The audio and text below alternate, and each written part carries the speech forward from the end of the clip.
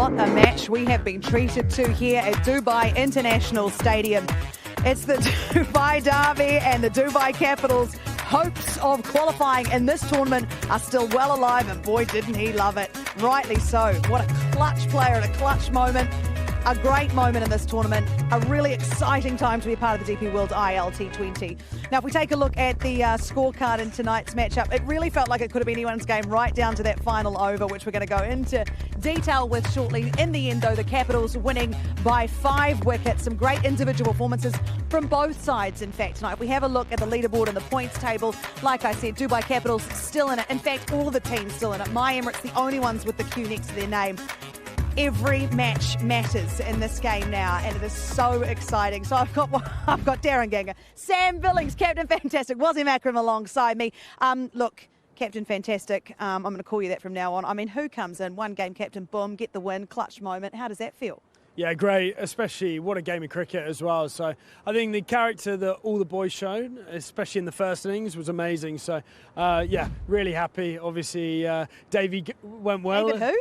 Davey went well in Australia as well, so it's been a good day. It's been a great day. We had a few chuckles through this. Explain this to us. David Warner leaves, gets 1736 balls, and you win. Clearly doesn't like us, does he? Look, I think the less said about that, the better for everyone. No, but Sam, when you knew you were going to take over the captaincy and you come in tonight, and it is a must-win for you if you want to, qualify in this tournament. What did you say to the lads? How did you keep it calm, but also keep it in perspective? Yeah, well, we just focused on tonight. Because obviously that was the first hurdle. We know how to play, and we played actually pretty good cricket here apart from the last game. So stick to our method, be really clear about that, and actually just say there's nothing to lose, everything to gain. We probably played a little bit tentatively and just haven't quite kind of done the basics as well as we would have liked in the last 4 or 5 games. So it's just kind of keeping it very simple, keeping everyone together. And to be fair, I said that earlier as well. It's been a credit to everyone. Everyone's been incredibly positive and enjoyed each other's company. So a lot of other teams, the wheels have come off, but it definitely hasn't. And it's really galvanised. You never know. Go and hopefully put another good performance in tomorrow, and who knows. Well, how's the heart rate? Oh, sorry, I'm just going to interrupt you there. I want to go through that final over, just what his heart rate might still be up quite high, because mine certainly was. I mean, I didn't know which way it was going to go. How were you feeling? How were you? Look, talk us through. Let's go back to the last over. Let's have a look at it. Talk us through it. Where were your emotions at? What were you saying in the dugout? How were you getting everyone through? Or was it very quiet? Yeah, that's always a bonus, isn't it? Especially, it's the best shot in the book, but Scotty can hit a clean ball, and then obviously you want Sikandar on strike. I think that's a really good shot. And just a word on Ali, he bowled beautifully tonight. That was a great ball, and then obviously hasn't quite got it right, but that's still a hell of a shot. To hit a 6 over mid-off. And didn't he love it? I mean, he talked about actually in the huddle earlier, it's all about character tonight. Just leave it all out there. And geez, he really did. So what sort of mindset was there today when you walked into bat and suddenly you got 3 down, Sikandar comes out. So what did you had a word with him? Okay, let's build a partnership? Yeah, absolutely. That's where we've really come unstuck in the last few games. We've struggled to get that momentum back. Especially with one short side, you always feel in the game that the bowler is under pressure. Sure. So you can get those big overs, but it was all about getting that partnership. And actually, at one point, he said to me, "What am I doing?" Like, he couldn't hit the ball. I said, "Just keep your head down." I think trying to hit 6s consistently on wickets like this is tricky. It's actually hitting really firm shots along the ground and get value. And I said to him when he hit that big 6 over there, it was ginormous. I said, that's the kind of shot that gets you back into it, and all of a sudden things change. So, what a knock from the young man. Not so young man. I just want to ask you about the conviction that we saw from Sikandar Raza. Is he always like that? We saw that with the ball. He appeared as though he wanted the ball all the time. You seem to just want to bowl him for 3 hours and not finish his full complement of 4.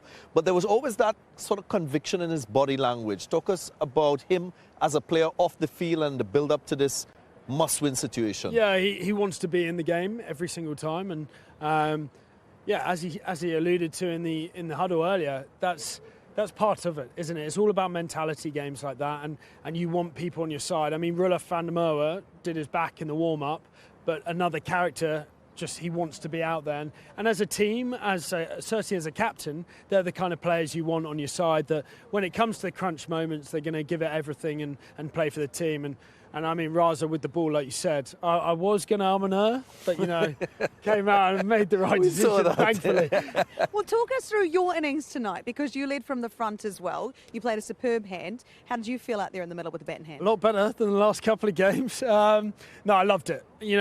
As a batsman, you always, that was just after the timeout, and I said I'm going to pull the trigger. I'm going to really put them under pressure, and then Sammy Curran, I had dinner with him a couple of nights ago, and he said, if I get you out, I'm sending you off big time. So it's nice to get one over him, but he's a quality performer. But it was all about building that partnership and getting us back in the game, because the momentum, that's what we struggled to do. We've just lost momentum and never really gained it back. So even if you're not probably scoring the 10, 11 run overs, even a 6, 7, just build that partnership and it becomes a lot easier, especially on these wickets, because they're not straightforward. I mean, I don't think there's been 200 scored in this tournament, not frequently anyway. So as batters, you really have to earn the right, and there has to be a bit of batsmanship. Let's talk about the bowling unit. Van der Merwe was brilliant, 3 wickets. Is he okay? First question. 2 wickets, I beg your pardon. Is he okay? And let's talk about the 2 wickets. I hope he's okay, because we need him tomorrow. Again, Phil Salt and Dan Lawrence, 2 quality performers, and again, matchups, their left arm spin to 2 right-handers.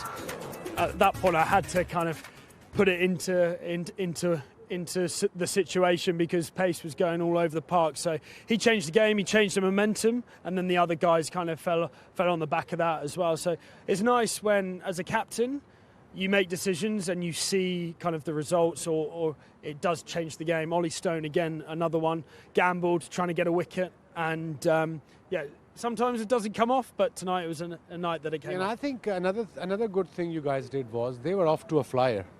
They were 90 odd for 1 or 2 in first 9 to 10 overs.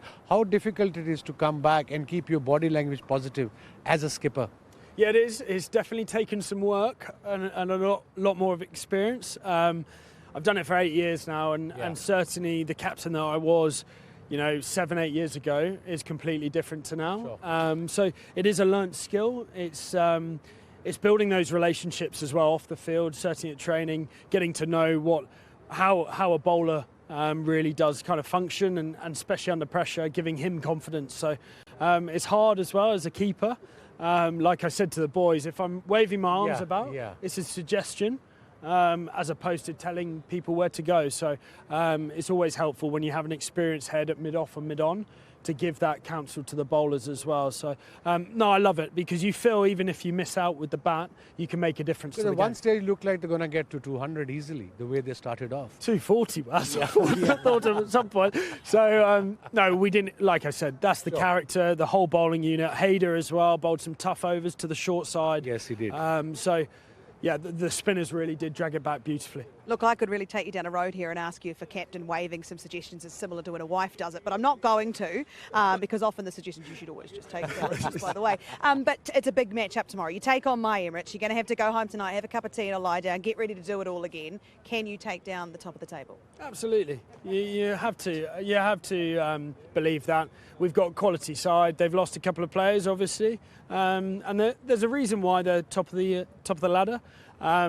But absolutely, we know if we play our best cricket, we're a very tough team to beat, and we've got a group of guys playing for each other, so it's a good combination. Looking forward to it. Yeah, well, we're looking forward to watching it. Congratulations tonight, a great victory. Well done, Captain, fantastic. Here, you can go and have a rest. Cheers, now. Guys. You're going to need it for tomorrow. What a brilliant lad, what a brilliant matchup. I'm sort of still reeling from it. It's the point of the tournament where you feel like the cream rises usually to the top, but actually all the teams are still in it. It makes it so exciting. It shows how competitive the sides are. It shows how volatile this format of the game is, because you still can't predict a winner. This team was a team that had 1 win in the last 5 matches and then came up trumps in the last ball of the innings. That, to me, shows character, and you can't write this team off. You never know, this team could come from behind, create the right energy and go all the way. You just never know. And changing the subject, a word of advice for the young bowler Ali Nasir from UAE.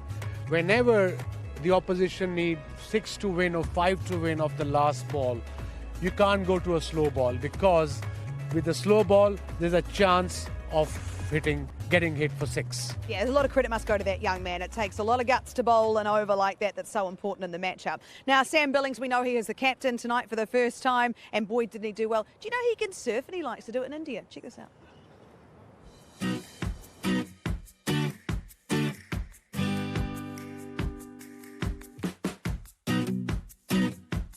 Tell us about first you and your love for Harbhajan. He's made it to your Insta Reels. Baji, yeah, we played together at Chennai when we won the competition, and yeah, phenomenal guy, very funny, and always a joker in the dressing room. We actually sat next to each other, and yeah, he was great fun. So huge admiration for what he did as a cricketer, but as a teammate, he was first class. Last one, here's the picture. Explain. So yeah, I'm not sure if you can see that, but this was 2016 and my first IPL, and travelling around India. We played in Vizag, and Paddy Upton, who I'm sure a lot of people know as coach, took us all out surfing, teaching us all how to do it. Very tough, but yeah, amazing experience. Travelling to different parts of India is always so much fun, and yeah, great experience. Were you the best surfer in that picture? So who we got? We've got Mayank Agarwal, we've got Karan Nair, myself and Paddy. Paddy was definitely the best. He's borderline professional. And yeah, I was definitely better than the other two. They were rubbish. Can either of you surf? You can surf? You live in Oz? No. I can swim. I come from Pakistan. I can paddle. He comes from Trinidad. I can understand if he surfs. Comes from Lahore, the center of Pakistan. Okay, you make You a surf on valid some of the point. best food. You surf on some of the best food. Absolutely. We could go down that road, but what we should do is go back to the cricket. And look, it really could have gone either way tonight. It was a really exciting matchup. If we look at the Vipers' performance, particularly with the bat, we've asked a lot of Alex Hales early stage of this tournament, wasn't sure what was going on. He's found some form at the back half of this tournament, and boy, did he play well tonight. And he played in innings that you'd have to think was on a winning side. 66 in quick time, the way he struck the ball and the way he sort of fused nicely with Phil Salt, his new opening partner. That was something that they should have used to get themselves an unassailable total. What I like about him is when he's going big, he doesn't lose his shape as an opening batter. He stays side on and he commits himself to his And he stroke. also moves his front leg on the side as well. Why is that, Darren? Because they can get the both sides? Yes, to access the ball, of course. He doesn't know the length, so if the length is full, he goes straight. But then if it's back of a length, he already has that room to free his arms with a lateral bat as against going vertical. So he gives himself a couple options, which is always good. You don't want to limit yourself and restrict yourself when you're searching for a boundary and trying to capitalize on the field restrictions in the power play. A couple of big sixes there as well, Laura. So how do you bowl to that when you know that he's doing that with his front leg? I think it's very difficult to answer because this T20 format, it is difficult for bowlers. I suppose you just follow him wherever he goes. If he moves, you just follow him. He doesn't play that lap shot, and variation has to be outside off stump. Again, difficult to play like him in first 6 overs. You got to be on the ball every delivery. You have to 3-4 deliveries in your mind when you're about to deliver, and you got to see his movement, where he's moving, his feet are moving. Well, I want to show you all something that I picked up from. Yeah, let's go to the hitting zone. Do you need a There's keeper? a bat here. You can come and be the wicket keeper. I feel like you should bowl. You know, we spoke about him being side on, and many of you would understand what I'm talking about. He doesn't get his shoulders square to the bowler. So this allows him to hit the ball offside to onside. But one of the most important things that he does is his strike points. He will advance and hit the ball down the track. So as a bowler, that confuses your length. He will stand on his crease at times, so you really don't know where he is. And then he will go deep into his crease as well. So his strike points are down the pitch, on the crease, and back to the stumps as well. And then the question I asked before when we were showing his clip, why he moves his front leg out of the way. So again, by maintaining a side-on position, although he moves this leg in this direction, what it does, it allows him to use the lateral bat. So if the bowler goes short, then it's easy for him to go across the line, and he's in the same body position that he's required to hit down the ground or even over cover. I just feel when he's at his best, he starts hitting in that zone to cover, If you look at what he does, just aims to hit offside predominantly, but also gives himself the leg side option. That's why he's so dangerous. As a bowler, you just never know what's the right length because of the movement, and what's the right line as well, Was. Yeah, it is difficult to bowl at him. What have I got to do to get to see this in action?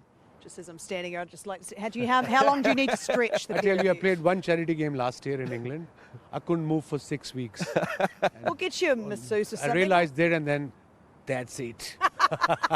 Right, we are going to take a short break here. When we come back on Cricket Safari, we're going to have a look at Super Saturday that's coming up at the DP World ILT20.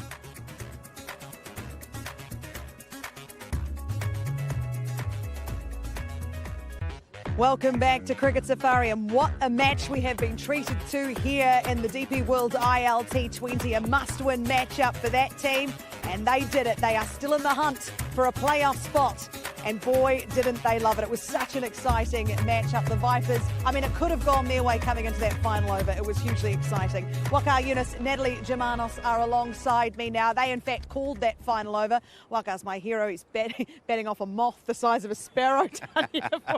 I'm absolutely kicking myself. We've been asked not to just move from there. Okay? I'm absolutely terrified trying to keep it together, but it's huge. Look, it was a great game. You guys called that final over. Let's have another look at it.